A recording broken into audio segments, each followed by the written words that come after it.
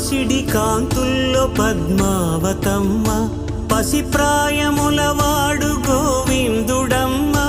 విరివలపు ప్రణయాల చెలి మనసు గెలిచాకే కళ్యాణ కళలులికినాడమ్మ. ఆకాశరాజునకు సరితూగు సిరి కొరకు రుణమైన వెనుకాడలేదమ్మా. కళ్యాణం వైభోగం శ్రీ శ్రీనివాసుని కళ్యాణం.